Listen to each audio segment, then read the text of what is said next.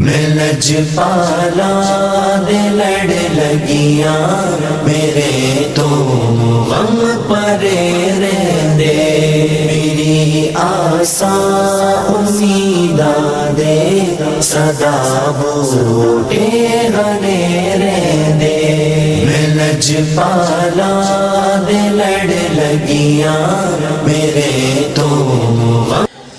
آج 21 رمضان المبارک ہے اور امیر المؤمنین خلیفۃ الرسول خلیفہ چہارم مولى المسلمین علی المرتضیٰ شیر خدا کرم اللہ تعالی وجہہ الکریم کا یوم شہادت۔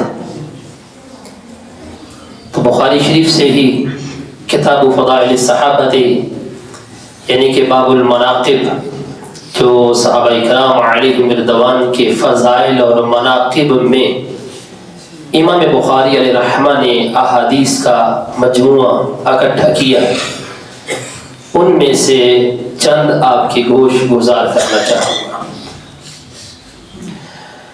امام بخاری علیہ رحمہ نے مولا علی کرم اللہ تعالی وجہہ الکریم کی شان میں اس باب میں، ایک تو اس باب کا نام یہ ہے باب مناقب علی بن ابی طالب، حضرت علی بن ابی طالب کے مناقب یعنی فضائل کا بیان۔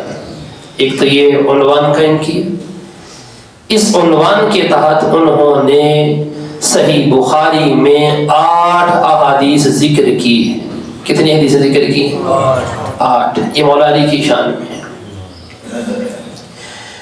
سب سے پہلے میں اعلیٰ حضرت رحمہ کے اس شعر سے اپنی گفتگو کو سہارا لوں گا: جس مسلمان نے دیکھا انہیں ایک نظر، یہ حضور کی بات ہے، جس مسلمان نے دیکھا انہیں ایک نظر، اس نظر کی بصارت پہ لاکھوں سر۔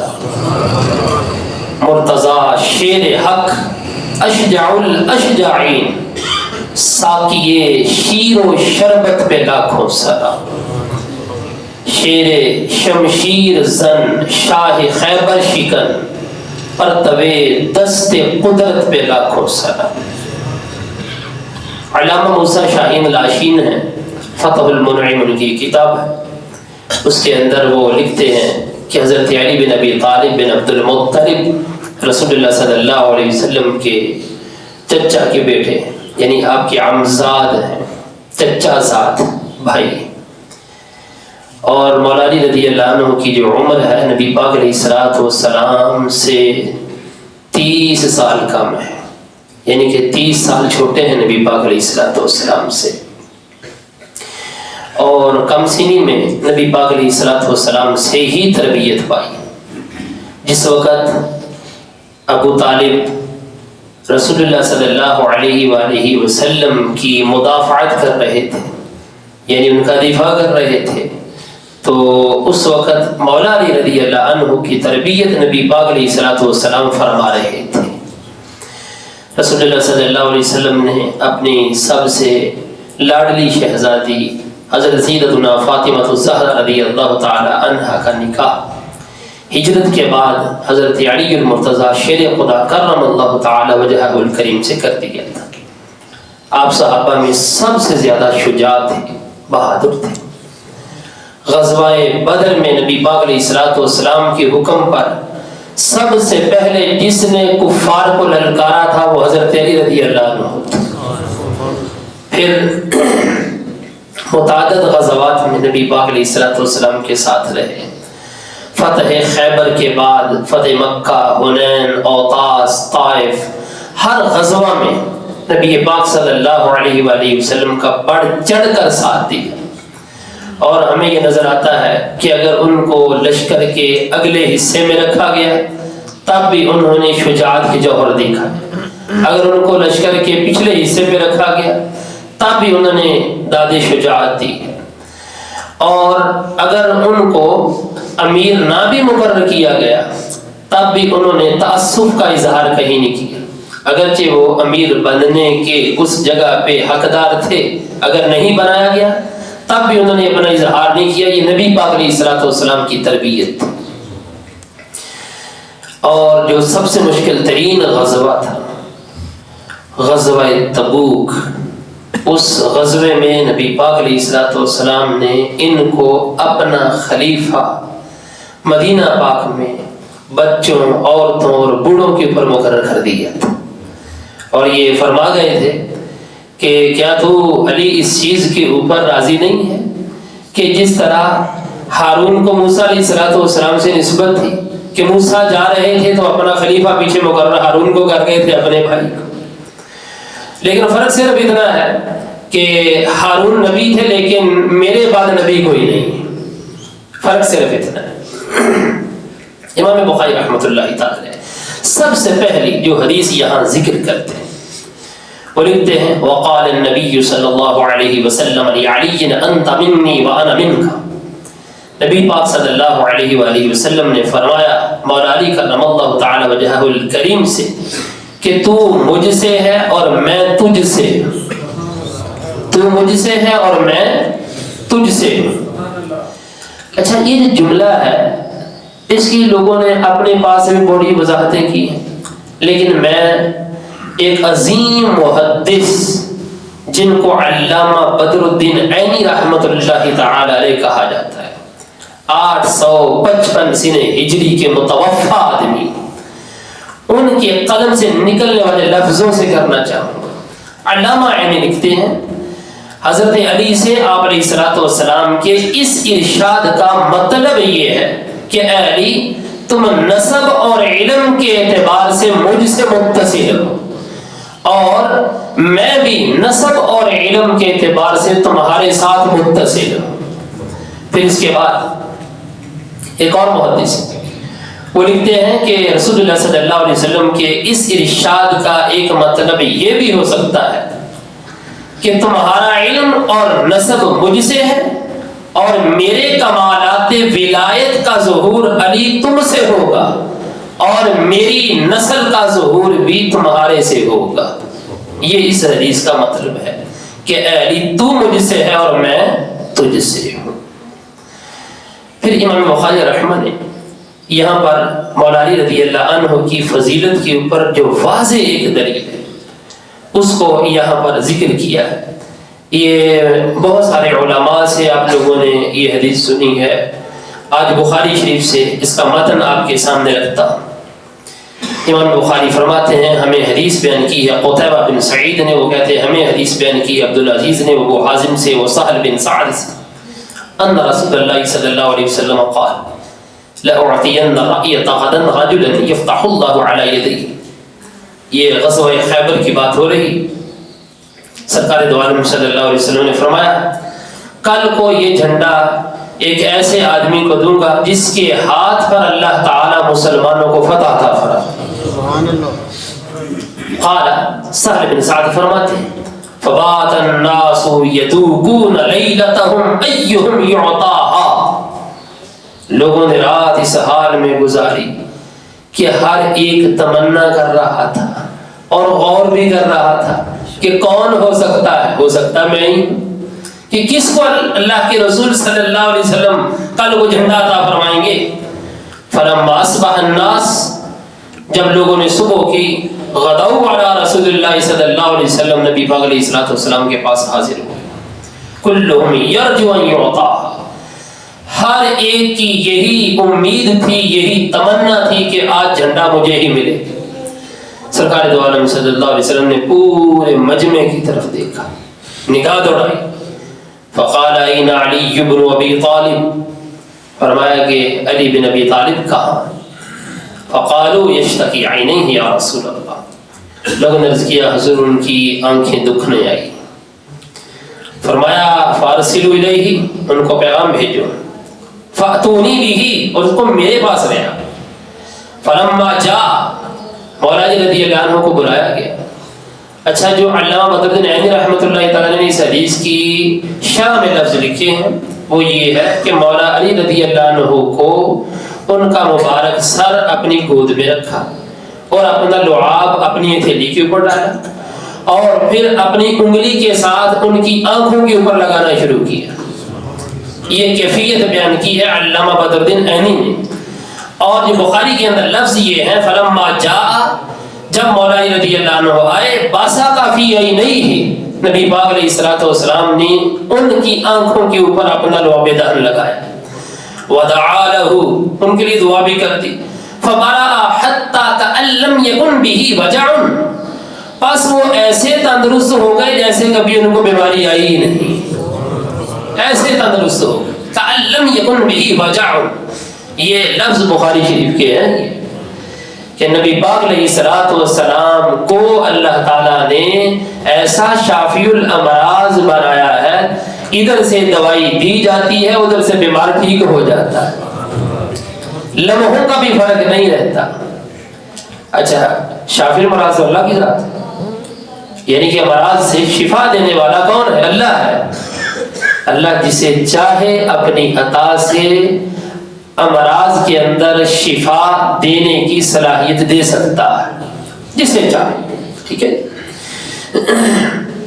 فَأَعْطَاهُ الرَّأْيَ، جھنڈا دے دیا، فَقَالَ عَلِيٌّ يَا رَسُولَ اللَّهِ اُقَاتِلُهُمْ حَتَّى يَكُونُوا مِثْلَنَا، مولا علی رضی اللہ عنہ کہنے لگے اللہ کے رسول میں ان سے لڑوں گا یہاں تک کہ وہ ہماری مثل مسلمان ہو جائے، یعنی جب تک ہماری مثل مسلمان نہیں ہوں گے تو میں ان سے لڑتا رہوں گا۔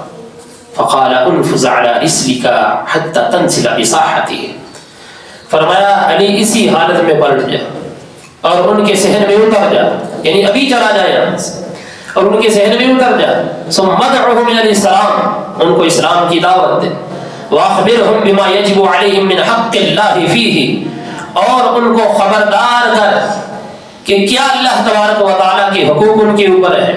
فواللہ لئن یہدی اللہ بک رجلا واحدا خیر لک من ان یکون لک حمر النعم، علی دیکھ خدا کی قسم اگر تیرے ذریعے سے ایک بندے کو اللہ ہدایت دے دیتا ہے تو یہ اللہ کے رستے میں کئی سرخ اونٹ خیرات کرنے سے بہتر ہے۔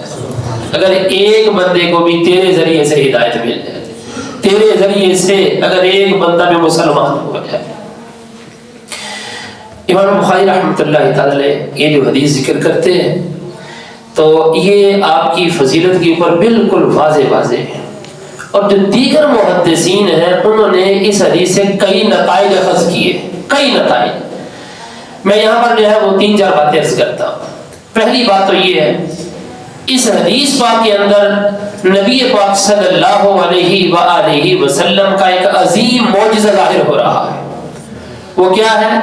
سرکار صلی اللہ علیہ وسلم کا علم غیب۔ سرکار نے فرمایا کل ایسے بندے کو جھنڈا دوں گا، کل دوں گا ایسے بندے کو، اس کا مطلب یہ ہے کہ آنے والے کل کی خبر بھی حضور رکھتے، ایسے بندے کو دوں گا یفتح اللہ علی یدیہ، جس کے ہاتھ کے اوپر اللہ تعالیٰ مسلمانوں کو فتح عطا فرمائے گی۔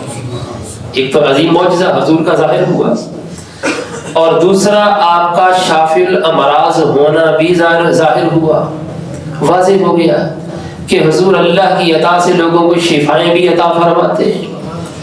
اور تیسری بات اس حدیث سے یہ واضح ہوتی ہے، جس وقت سرکار نے فرمایا تھا کل ایسے بندے کو دوں گا جھنڈا میں کہ جس کے ہاتھ میں اللہ تعالیٰ مسلمانوں کو فتح دے گا، سارے صحابہ حضور کے طالب تھے، سارے صحابہ وہ اس خواہش میں تھے کہ شاید ہو سکتا ہماری باری آ جائے، ہماری باری آ جائے، سارے حضور کے طالب، لیکن مولا علی رضی اللہ عنہ حضور کے مطلوب تھے، حضور کے مطلوب، یعنی نبی پاک علیہ الصلوۃ والسلام کی آنکھیں ڈھونڈ رہی تھی تو علی المرتضیٰ شیر خدا کو ڈھونڈ رہی تھی۔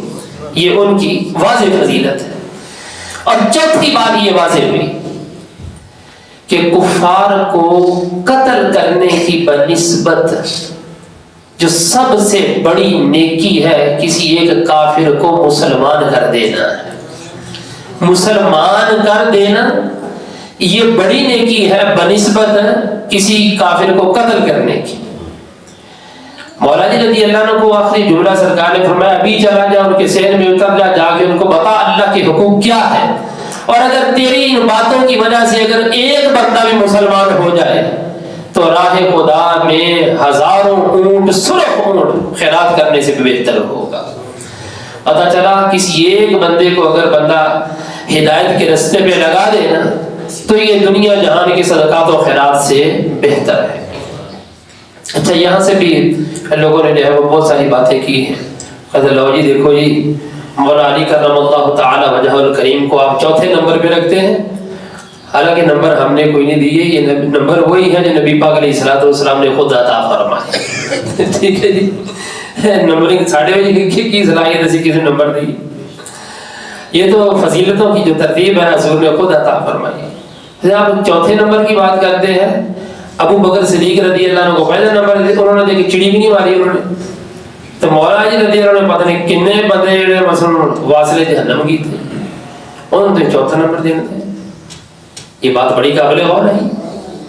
میں کہتا ہوں اس کا جواب محدثین سے لیجیے۔ محدثین کیا کہتے ہیں؟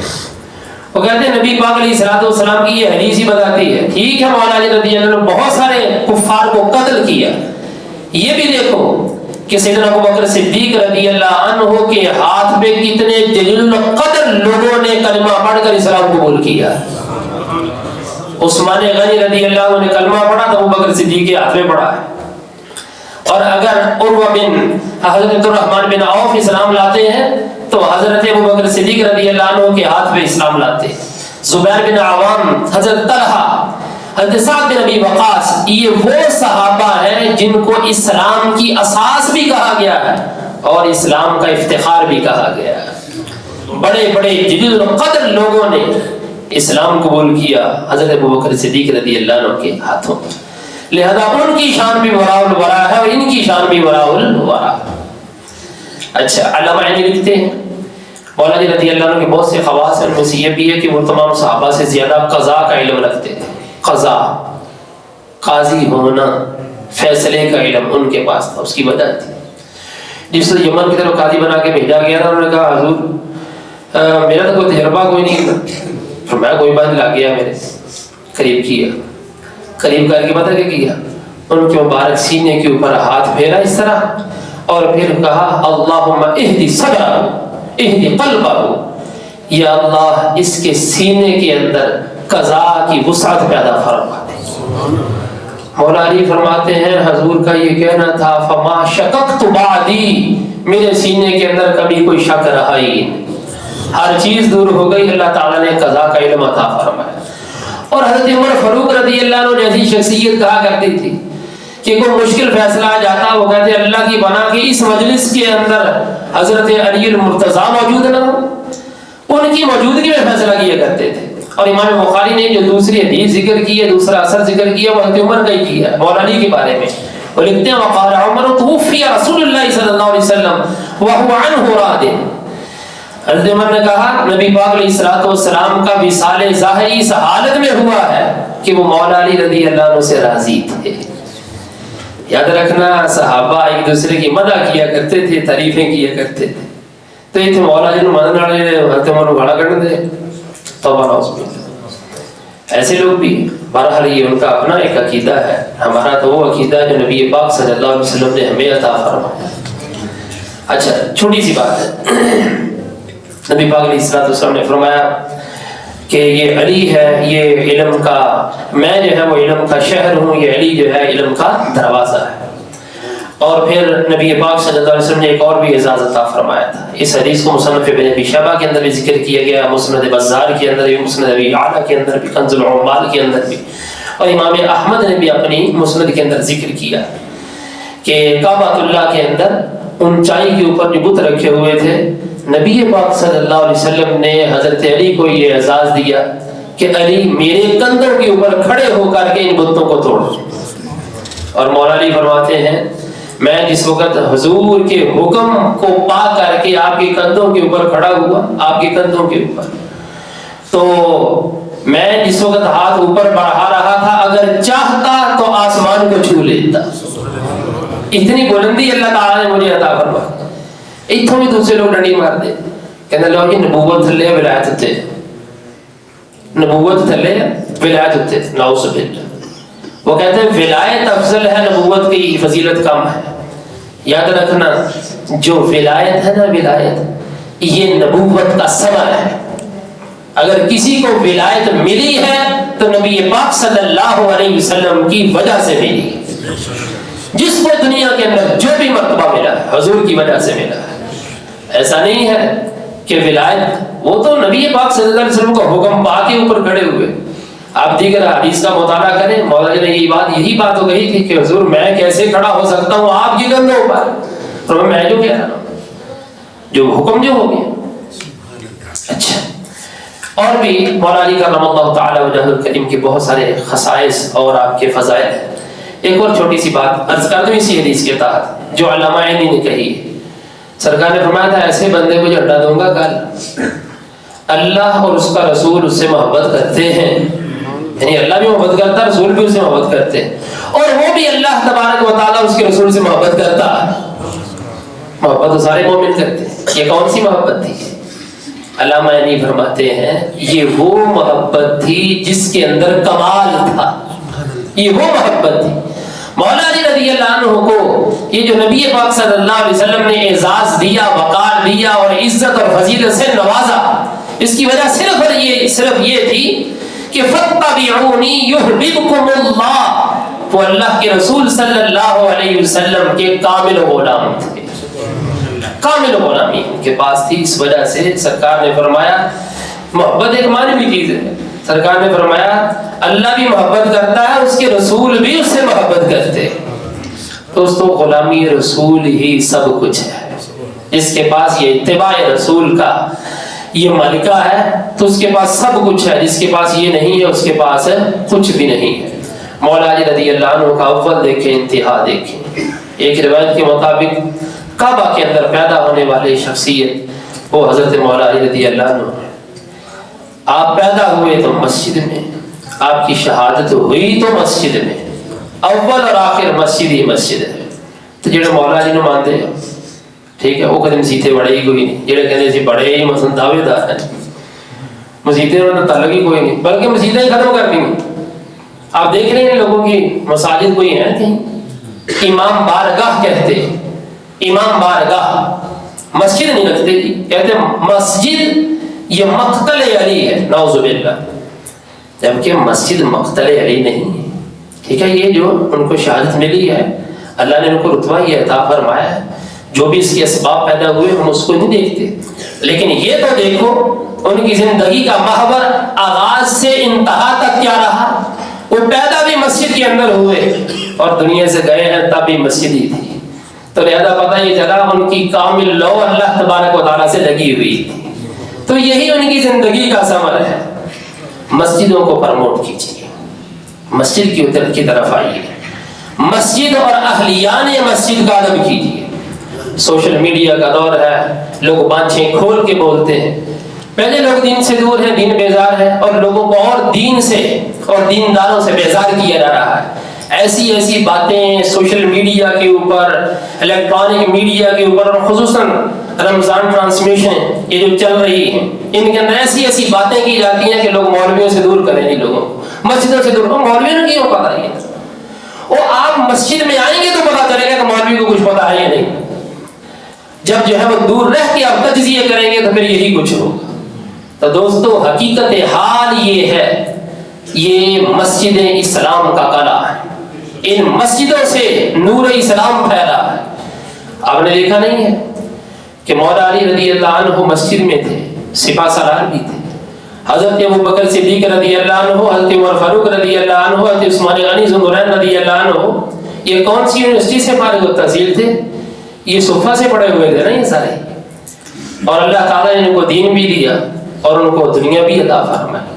یہ بات صرف سوچنے کی ہے, یہ تو انگریز نے آ کر کے دو رستے جدا کر دیے. انہوں نے کہا دیندار ہو رہے دنیا دار ہو رہے.